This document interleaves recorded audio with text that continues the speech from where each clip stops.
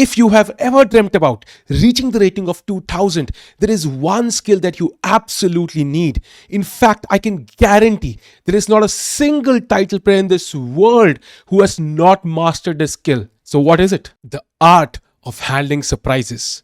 When Magnus Carlsen sits down for a game of chess, in 99 out of 100 cases, he has seen something before thanks to his decades of experience. But for most chess players, every second chess game is an opening or a middle game structure that they've never seen before and have zero experience in. So how do we tackle that? Let's grind our teeth into the essence of this problem. If there was a book written on this topic, this game would be on the front page. I played the move d4 here. My opponent plays knight f6, c4, e6, knight c3, d5. And this is the queen's gambit declined where I take on d5 going for the exchange variation. And already on move 4, we have a surprise. Knight takes d5. I had never seen this in my life at that point. That might be the case for you as well. And here obviously black has captured with the knight. He will allow white to take the center and then in typical Grunfeld style will try to challenge my center. Now because I have no clue how to play this opening, playing a normal move like knight f3 would be very logical. However, I went for the most ambitious move, e4. But why? It was definitely not because I am being haunted by the ghost of Bobby Fischer. I'll play e4, leave me alone, I'll play it. And the answer of that question brings us to the first point of this video. Understanding your chess openings really well.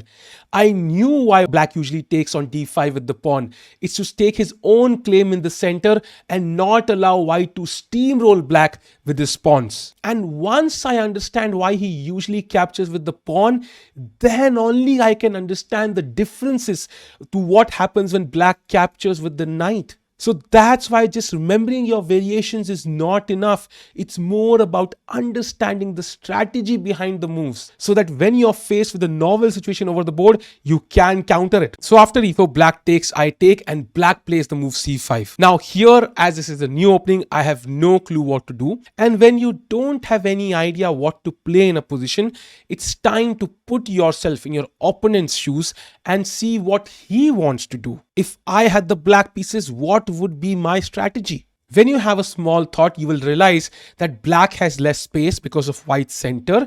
That means my idea ideally would be to take on d4 and basically give a check, exchange bishops, and that would give me more space for my remaining pieces. So as white now, how can I prevent black from basically achieving his, need I say it, ridiculous dreams? I came to the conclusion to play the move a3. It basically prevents the move bishop b4 check, so no more exchangey. And later I found out this was one of the main setups for white. So I was inventing the wheel in the 21st century. After bishop to e7, knight to f3, black castled, and I played the move bishop c4. Now this is not the best move in the position, but it doesn't matter. I'm playing a logical developing move, and it also brings my opponent into uncharted territory. He has to think for his own now. And plus, this was a novelty when I played it. In fact, a 2547 Grandmaster played this 1 year later. So he basically copied me, and I still haven't received any royalty checks. What the hell, Fide? And now black also plays queen a5, which is a slight mistake as he's also confused. I calmly defend my pawn. Nothing fancy required here. And after the move knight d7, I castle, queen goes back because it's absolutely useless now. The threat is c takes d4 and picks up the bishop. So I play queen to e2, defending my bishop and connecting my rooks. It's very important to remind yourself constantly of these development principles because once you are in no man's land, it's very easy to get confused. And now black plays the move knight b6, attacking my bishop, and the engine screams bishop b3 here. But fuck the engine, it will anyway fuck me back when the judgment day arrives.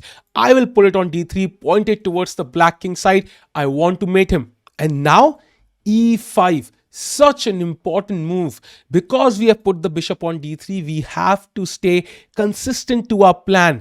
When we are in a new position, it's very easy to panic, worry that what we are doing is wrong. But even in that situation, it's better to back yourself and your abilities. You will have that odd case where you will be wrong, and that will be a hard lesson. But overall, you have to stay consistent to a plan regardless of what it is. And trust yourself. Remember, chess is literally the symbol of intelligence in our society, and well, you are very smart here and very kind here. Now black makes a mistake. He plays the move c4. This basically releases all the pressure on the pawn on d4. I put my bishop back, not to c2 because of exchanging moves like bishop a4. We want to maintain this mesmerizing bishop pointed straight towards the opponent king. And here my opponent played the move bishop c6. And now the most important lesson of this video: you have to stay confident. Yes, I have never played this structure before. Yes, I am no Magnus Carlsen. Yes, I have a crush on Anna Hathaway, but I am going to play this position like I am the best player in the world. So I play the move knight to g5, attacking h7, and if black were to play g6 here, then h4 continues the attack. That's why black plays the move h6. So what do we do now? We play like Anna Hathaway is watching this game. Knight to h7. Double exclaim. My knight is literally sitting in the black king's lap and pointing a gun to his face. And now an important lesson in attacking play.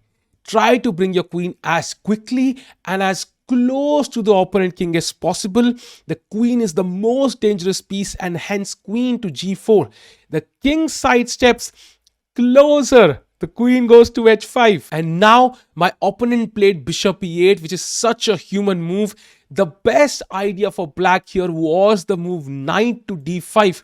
Allow me to take on f7 and then allow me to take on e6 and hope that this position is holdable, which as a human is as optimistic as, well, let's say Argentina with Messi losing to a country like Saudi Arabia. I mean, that is never happening, right? What? Now black is threatening f5. Not only to attack my queen, but to also block the bishop that will leave the knight completely hanging. So I play the fancy move, knight to f6, simply blocking the f-pawn, and of course taking this knight would lead to swift and utter destruction with mate in a few moves.